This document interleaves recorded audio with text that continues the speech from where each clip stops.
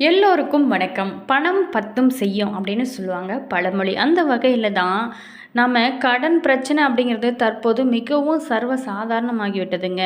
கடன் வாங்குவது தவறு அப்படின்னா கூட ஒரு சூழ்நிலை காரணமாக நம்ம கடன் வாங்கிவிட்டு அதுக்கப்புறம் அதை திருப்பி அடைக்க முடியாமல் எவ்வளவு சம்பாதித்தாலுமே அது பத்தாமல் என்ன அப்படின்னு புலம்புறவங்களுக்கு அதிகமாக கடன் பிரச்சனை சீக்கிரமே அடைபடுவதற்கு உழைப்பு முயற்சியோட சில எளிமையான வழிபாடுகளை நீங்கள் செய்யும்போது பலன்கள் உங்களுக்கு முழுமையாக கிடைக்கும். கடன் வாங்குவது அப்படிங்கிறது தவறு கிடையாதுங்க. ஆனால் அதை சரியான முறைக்காக நம்ம கடன் வாங்குவது தவறு இல்லை. ஆடம்பர தேவைக்காக நம்ம கடன் வாங்கி பிறகு அதை செலுத்த முடியாமல் அவதிப்படுறவங்க நிறைய பேர் இந்த காலகட்டத்தில் இருக்காங்க. ஆனால் கூட நம்ம கடன் வாங்குவது ஒரு ஒரு குறிப்பிட்ட விஷயத்துக்காக நம்ம நல்ல காரியத்துக்காக நம்ம கடன் வாங்குவது தவறு கிடையாதுங்க. எளிமையான பரிகாரங்கள் மூலமாக நம்ம நிறைய பேர் கடன் பிரச்சனையில் தீர்க்க முடியாத பிரச்சனையெல்லாம் கூட சந்திச்சுட்டு வந்திருப்பீங்க. அவங்களுக்கு எல்லாமே இந்த வீடியோ யூஸ்ஃபுல்லாக இருக்கும். கடன் விரைவில் அடைபட நம்ம என்னென்ன பரிகாரங்கள் செய்யலாம், நம்மளுடைய வீட்டு பூஜை அறையில் எளிமையான முறையில் நம்ம என்ன வழிபாடுகள் செஞ்சால் அந்த கடன் பிரச்சனையானது நமக்கு தீர ஆரம்பிக்கும் அப்படிங்கிறத பற்றி தான் இந்த பதிவில் நம்ம தொடர்ந்து பார்க்க போகிறோம். வீடியோ உங்களுக்கு யூஸ்ஃபுல்லாக இருக்கும். வீடியோவை ஸ்கிப் பண்ணாமல் முழுமையாக பாருங்கள். வீடியோ பிடிச்சிருந்தா லைக் பண்ணுங்கள், கமெண்ட் பண்ணுங்கள், ஷேர் பண்ணுங்கள்.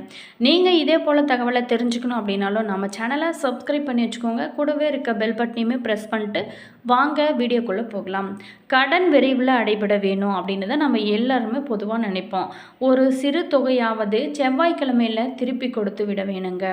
கடன் பார்த்திங்களா விரைவில் அடைவதற்கான வழிபாட்டை செஞ்சுவிட்டு இப்படி நம்ம செவ்வாய்க்கிழமையில் கடன் அடைப்பதற்கான முதற்படியை எடுத்து வைத்தாலே கடன் அடைப்பதற்கான வழிகள் சீக்கிரமாகவே பிறக்கும். ஆனால் சில பேர் பார்த்திங்களா மற்றவங்களுக்கு செவ்வாய்க்கிழமை நாட்களில் நம்ம கொடுக்கக்கூடாது அப்படின்னு சொல்லுவாங்க. ஆனால் நம்ம அந்த நாளில் நம்ம கொடுத்தோமா அப்படின்னாவே அந்த கடனானது சீக்கிரமாக குறைய ஆரம்பிக்கும். ஏதாவது ஒரு வகையில் பணம் நமக்கு கைக்கு வரும், கடனை அடைக்கவும் முடியுங்க. அடுத்ததாக பார்த்தோமா நம்ம முழுமையாக கடன் பிரச்சனையானது தீர பரிகாரம். பல பேர்த்துக்குமே கடன் பிரச்சனை அப்படிங்கிறது ஒரு பெரிய பிரச்சனையாகவே இருந்து கொண்டே இருக்குதுங்க. கடனை அடைப்பதற்காக எவ்வளவு முயற்சி எடுத்தாலும் எதுவுமே பலன் அளிக்கவில்லை. கடன் எப்படியாவது அடைக்க வேணும் அப்படின்னு முயற்சி நம்ம பணத்தை சேமித்து வைத்தால் கூட அதற்கு வேறு ஏதாவது ஒரு செலவானது வந்து கொண்டே இருக்குது. இதனால் கடன் இருந்து கொண்டே இருக்கிறது அப்படின்னு புலம்புறவங்க தான் இந்த காலகட்டத்தில் அதிகமாக நம்ம பார்க்குறோம்.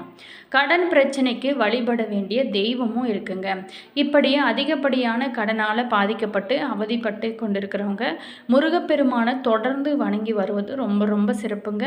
முருகனிடம் நீங்கள் மனமுருக என்ன வேண்டி கொண்டாலுமே அதை அவர் நிறைவேற்றாமல் இருக்கவே மாட்டார்.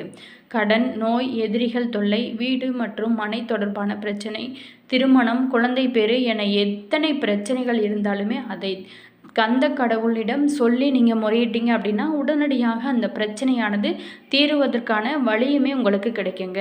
தமிழ் கடவுளான முருகப்பெருமானுக்கு எத்தனையோ பெயர்கள் இருந்தால் கூட அவருக்கு முதல்ல தோன்றிய பெயர் என சொல்லப்படுவது கார்த்திகேயன் என்பது தாங்க. சிவபெருமானின் நெற்றிக்கண்ணிலிருந்து வெளிப்பட்ட தீப்பொறிகளிலிருந்து தோன்றிய முருகப்பெருமான் கார்த்திகை பெண்களால் வளர்க்கப்பட்டதுனால அவருக்கு கார்த்திகேயன் என்ற திருநாமமானது ஏற்பட்டதுங்க. இத்தகைய சிறப்பான திருநாமம் அதற்கு காரணமாக இருந்து கார்த்திகை பெண்களை போற்றும் விதமாகத்தான் கிருத்திகை நட்சத்திரம் முருகனுக்குரிய நட்சத்திரமாக நம்ம போற்றப்படுறோம். மேலுமே கடன் பிரச்சனை தீர பரிகாரங்கள் என்ன செய்யலாம்? மாதந்தோறுமே வரும் கார்த்திகை நட்சத்திர நாளில் வீட்டில் உள்ள முருகப்பெருமானோட படத்தை நீங்கள் சுத்தம் செஞ்சு செவ்வரளி மாலை சுட்ட வேணுங்க. அகல் விளக்கில் நெய் ஊற்றி விளக்கேற்றி வைக்க வேணும். அதுக்கப்புறம் பார்த்திங்களா துவரம் பருப்பினை வாங்கி முருகரோட படத்திற்கு முன்னாடி வைத்து வழிபட வேண்டும். துயரங்களை போக்கக்கூடியது துவரை அப்படின்னு சொல்லுவாங்க. அந்த வகையில் ஏதாவது ஒரு செம்பினால் ஆன பொருள் அல்லது செண்பக மலர் சுக்கு வாங்கி வைக்க வேணுங்க. சுக்குக்கு மிஞ்சிய மருந்தும் இல்லை அப்படின்னு சொல்லுவாங்க நம்மளுடைய முன்னோர்கள். சுப்பிரமணியனுக்கு மிஞ்சிய தெய்வமும் இல்லை அப்படின்னு சொல்லுவாங்க. சுக்கு அளவு மகத்துவம் வாய்ந்த ஒரு அற்புதமான பொருளுங்க. மேலுமே இந்த வாங்க வேண்டிய நம்ம முக்கியமாக பூஜை அறையில் வைக்க வேண்டிய பொருட்கள் அப்படின்னு பார்த்தோமா, அதே போல் தாங்க முருகப்பெருமானுக்குரிய நிறமான சிவப்பு நிறத்தால் ஆன துணி ஒன்றை வாங்கி வைக்கலாம், அல்லது சிவப்பு நிற வஸ்திரம் வாங்கி முருகனுக்கு நீங்கள் அணிவிக்கலாம். அதோடு மட்டுமல்லாமல் சுத்தமான சந்தனம் வாங்கி வைக்கலாம். இந்த சந்தனத்தை விக்கிரகம் இருந்தால் முருகனுக்கு நீங்கள் அபிஷேகம் செய்வதற்கும், படமாக இருந்தால் முருகப்பெருமானோட படத்திற்கு பொட்டு வைத்து அலங்காரம் செய்வதற்கும் நீங்கள் பயன்படுத்தலாம். இந்த 5 பொருட்களை நீங்கள் மாதந்தோறும் வரும் கிருத்திகை நட்சத்திர நாளில் முருகப்பெருமானோட படத்திற்கு முன்னாடி வாங்கி வைத்து வழிபட்டாலே கடன் பிரச்சனை விரைவில் அடைபடுங்க. அதோட பண வரவுமே அதிகரித்து கொண்டே இருக்கும். மேலுமே நீங்கள் சொல்ல வேண்டிய மந்திரம் அப்படின்னு பார்த்தோமா, கிருத்திகை அன்னைக்கு விரதம் இருந்து இந்த வழிபாட்டினை நீங்கள் செய்வது ரொம்ப சிறப்பு. இல்லை அப்படின்னா செவ்வாய்க்கிழமை நாட்களில் கூட இந்த மாதிரி விரதத்தை நீங்கள் இருக்கலாம். விரதம் இருக்க முடியாதவங்க அசைவம் சாப்பிடுவதை தவிர்த்து எளிமையான உணவுகளை நீங்கள் எடுத்துக்கொண்டு இந்த வழிபாட்டினை நீங்கள் தொடர்ந்து செஞ்சுட்டு வரலாம். நல்ல ஒரு மாற்றம் இருக்கும். முருகனை வழிபடும் போது கீழே இருக்கிற மந்திரத்தை நீங்கள் ஏதாவது ஓம் தத் புருஷாய வித்மாய நமக அப்படிங்கிற மந்திரத்தை நீங்கள் சொல்லலாம். தந்தோ சுப்பிரமணிய பிரதோஷாத் அப்படிங்கிற மந்திரத்தையுமே கூட நீங்கள் சொல்லி வழிபடுவது ரொம்ப சிறப்புங்க. இதனால் நீண்ட நாள் தொல்லை கொடுத்த நோய்களும் கூட தீருங்க. கடன் பிரச்சனை முற்றிலுமாக தீர ஆரம்பிக்கும். அதே மாதிரி இன்னொரு எளிமையான பரிகாரத்தையும் நம்ம தெரிஞ்சுக்கலாங்க. உலகத்தில் இருக்கிற மனிதர்கள் பல பேருமே ஏதாவது ஒரு விஷயத்துக்காக கடன் வாங்கியிருப்பாங்க. கடனை தீர்க்க எந்த வழியுமே தெரியாமல் தடுமாறுறவங்க நிறைய பேர் இருக்காங்க. கடன் மேலே கடன் பட்டு கலங்கி போய் நிற்கிறவங்க, குடும்பத் தலைவர் பட்ட கடன் அந்த குடும்பத்தையே தடுமாற வைக்குங்க. நம்மளுடைய குழந்தைகளுக்குமே அது பிரச்சனையாக கூட நிற்குது. கடன் பிரச்சனை தீர சில ஆன்மீக பரிகாரங்களுமே இருக்குங்க. மேலுமே எந்த பரிகாரத்தை உங்களால் எளிதாக செய்ய முடியுமானா நம்பிக்கையோடு அதை செய்யுங்க. உங்களுக்கு கை மேலே பலன் கிடைக்கும். கடன் பிரச்சனை தீர நாம் செய்ய வேண்டியது எல்லாமே எளிமையான பரிகாரம் தாங்க. முதல்ல சிறு பருப்பு எனப்படும் பாசி பருப்பை உங்களோட வீட்டில் வாங்கி வைத்துக்கோங்க. தினமுமே இரவில் உறங்க செல்வதற்கு முன்னாடி ஒரு சிறிய கிண்ணத்தில் ஒரு கைப்பிடி பாசி பருப்பு, ஒரு கைப்பிடி வெல்லம் அல்லது நாட்டு சக்கரை, உங்கள் வீட்டில் எது இருக்கோ அதை யூஸ் பண்ணிக்கோங்க. இது ரெண்டையுமே சேர்த்து சிறிதளவு தண்ணீரை ஊற்றி ஊற வைத்து விடுங்க. அடுத்ததாக பார்த்தோமா, இந்த மறுநாள் காலையில் நன்றாக ஊறி இருக்கும் அந்த பாசி பருப்பை கொண்டு போய் அப்படியே பசுமாட்டுக்கு உங்களோட கைகளால் கொடுங்க. அப்போது கடன் எல்லாமே தீர்ந்து போக வேணும் அப்படின்னு நம்ம அந்த கோமாதாவிடம் வேண்டிக்கோங்க. பசுவோட ஆசீர்வாதம் மனப்பூர்வமாக உங்களுக்கு கிடைக்குங்க. உங்களோட கையால் பாசிப்பருப்பை எவ்வளவு பசுமாட்டிற்கு கொடுக்கிறீங்களோ அந்த அளவுக்கு செல்வ செழிப்பு உங்களுக்கு கூடிக்கொண்டே இருக்குங்க. அதே போல தாங்க ஒரு கைப்பிடி பச்சரிசியை இரவு ஊற வைத்து காலையில் சர்க்கரை வாழைப்பழம் கலந்து நீங்கள் பசுவிற்கு கொடுக்கலாம். இதன் மூலமாக நமக்கு வருமானம் அதிகரிப்பதற்கான வழியுமே கிடைக்கும். கடனை எல்லாமே எளிதில் நீங்கள் திருப்பி கொடுத்து விடுவீங்க. இது ஒரு சுலபமான பரிகாரம் தாங்க. ட்ரை பண்ணி பாருங்கள். கட்டாயம் உங்களுக்கு நல்ல ஒரு தீர்வு கிடைக்கும். அது மட்டும் இல்லாமல் பாசிப்பருப்பை வாங்கி நீங்கள் தானமாக கூட கொடுக்கலாம். புதன்கிழமை இன்னைக்கு பாசிப்பருப்பு வாங்கி கோவிலில் குருக்களுக்கு தானம் கொடுக்கலாம். ஆதரவற்றவங்க வாழும் ஆசிரமங்களுக்கு கூட நீங்கள் தானமாக கொடுக்கலாம். ஏழை குடும்பத்தில் இருக்கிறவங்களுக்கு 1 கிலோ பாசிப்பருப்பு அல்லது உங்களால் எவ்வளோ முடியுமோ அவ்வளோ வாங்கி நீங்கள் தானமாக கொடுக்கலாம். அதை அவர்கள் சமைத்து சாப்பிட்டாலே அவங்களுடைய குடும்பத்தில் இருக்கும் பண கஷ்டமானது குறைய ஆரம்பிக்கும். மேலுமே பாசிப்பருப்பை வாங்கி உங்களால் எந்த அளவுக்கு தானம் செய்ய முடியுமோ அந்த அளவுக்கு தானம் செஞ்சு பாருங்க. பண கஷ்டங்கள் எல்லாமே குறைய ஆரம்பிக்கும். வீட்டில் இருக்கும் மன கஷ்டங்கள் எல்லாமே குறைய ஆரம்பிக்கும்.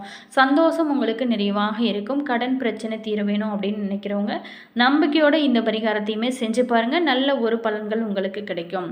அடுத்ததாக பார்த்தோமா, கோவிலில் பிரதோஷ நேரத்தில் பாசிப்பருப்பு பாயாசம் செஞ்சு நீங்கள் ஏழைகளுக்கு நீங்கள் சாப்பிட கொடுப்பது ரொம்ப ரொம்ப விசேஷங்க. பாசிப்பருப்பு பாயாசம் உங்களோட கையாலேயே செஞ்சுட்டு கொண்டு போய் ஆசிரமத்தில் அன்னதானம் செய்யுங்க. அதே போல தாங்க கடைகளில் விற்கும் வறுத்த பாசிப்பருப்பை வாங்கி காக்கை குருவிகளுக்கு நீங்கள் சாப்பிட கொடுப்பதும் ரொம்ப ரொம்ப நல்லதாக சொல்லப்படுது. மேலுமே குலதெய்வ வழிபாடு அப்படிங்கிறது கடன் தீர்க்க மிக மிக சிறந்த ஒரு பரிகாரமாக சொல்லப்படுது. குலதெய்வம் தெரியாதவங்க கூட வீட்டோட பூஜை அறையில் இந்த பரிகாரத்தை நீங்கள் செய்யலாம். பௌர்ணமி நாளில் குலதெய்வத்தோட படத்தை அலங்கரித்து அம்மனுக்கு இஷ்டமான படையல்களை படைத்து அதுக்கப்புறம் தீப தூப ஆராதனை எல்லாத்தையுமே நீ காட்டி மனதார கடன் பிரச்சனை தீர வேணும் அப்படின்னு சொல்லிட்டு நீங்கள் 9 பௌர்ணமிகள் செஞ்சுப்பாங்க. நிச்சயமாக கடன் தீர்வதற்கான குலதெய்வம் உங்களுக்கு அருள் கொடுக்கும். பெருமாள் கோவிலுக்கு சென்று சனி மற்றும் புதன்கிழமைகளில் சக்கரத்தாழ்வார் சன்னதியில் துளசி மாலை சாற்றி 12 முறை நீங்கள் வலம் வர வேண்டுங்க. ஒவ்வொரு முறை வலம் வரும் பொழுதுமே கடன் பிரச்சனை தீர்வதற்கு மனமுருக பிரார்த்தனை மேற்கொள்ள வேணும். இப்படி தொடர்ந்து நீங்கள் 12 வாரங்கள் செஞ்சாலே கடன் பிரச்சனையானது தீருவதற்கான நிறைய வாய்ப்புகள் இருக்குங்க. கண்டிப்பாக ட்ரை பண்ணி பாருங்கள், நல்ல மாற்றம் இருக்கும். உங்களோட கடன் பிரச்சனையானது தீர ஆரம்பிக்கும். என்ன நண்பர்களே, இந்த வீடியோவில் இப்போ இருக்கிற காலகட்டத்தில் நிறைய பேர் கடன் பிரச்சனையில் மாட்டிக்கொண்டு இருப்பீங்க. அந்த பிரச்சனைகளுக்கு எல்லாமே தீர்வு எளிமையான பரிகாரமாக நம்ம சொல்லியிருக்கோம். இந்த வீடியோ உங்களுக்கு யூஸ்ஃபுல்லாக இருந்திருக்கும் அப்படின்னு நினைக்கிறேன். வீடியோ பிடிச்சிருந்தா லைக் பண்ணுங்கள், கமெண்ட் பண்ணுங்கள், ஷேர் பண்ணுங்கள். நீங்கள் இதே போல் தகவலை தெரிஞ்சுக்கணும் அப்படின்னாலும் நம்ம சேனலை சப்ஸ்கிரைப் பண்ணிக்கோங்க. கூடவே இருக்க பெல் பட்டனையுமே ப்ரெஸ் பண்ணிக்கோங்க. அப்போ தான் நாங்கள் போகிற ஒவ்வொரு வீடியோஸுமே உடனுக்குடன் நோட்டிஃபிகேஷனை வந்து சென்றடையும். உங்களோட கருத்து என்ன அப்படிங்கிறதையும் மறக்காமல் கமெண்ட் பாக்ஸ் செக்ஷனில் பதிவிடுங்க. உங்களுக்கு ஜோதிட ரீதியான ஏதாவது சந்தேகங்கள் இருந்துச்சு அப்படின்னாலும் இந்த வீடியோக்கும் கீழே டிஸ்கிரிப்ஷனில் ஸ்ரீ வராகி அம்மன் வாட்ஸ்அப் நம்பர் கொடுத்துருக்கோம். அந்த நம்பருக்கு நீங்கள் கால் பண்ணி பேசி பார்த்தீங்க அப்படின்னா கட்டாயம் நல்ல தீர்வு கிடைக்கும். All viewers, thank you.